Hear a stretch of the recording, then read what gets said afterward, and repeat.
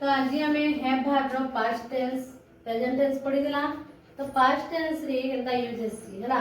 Past बेले काला अतीत हला बेले मोर अछि हमें कहू दिला अछि अर्थ रे मोर अछि आई हैव तुमर अछि यू हैव। तो यहानी मोर थिला बोली कहबो काना कहबो मोर थिला हमें यू लेखमा मोर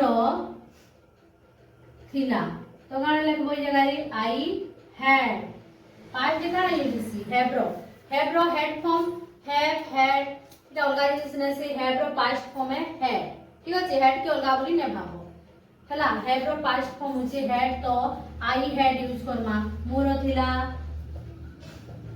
तुमर थिला काना बा यू हैड तारो थिला ही हैड सबुती हेड लागसे रा पास्ट टेंस रे हेड रो यूज सिंगुलर सब्जेक्ट हो कि प्लुराल सब्जेक्ट हो हमें सबुती हेड का यूज करना ठीक अछि। तो तारो थिला ही हैड सेमानंकर थिला दे हैड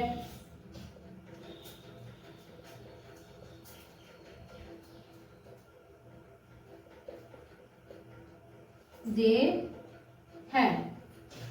तो इटा की ठीक अछि। तो इटा कि हानि हमें गुटे वाक्य रे व्यवहार करना हला मोर थिला खाली मोर काना थिला किछि गुटे तो ऑब्जेक्ट लगावा मोर गुटे घर थिला हला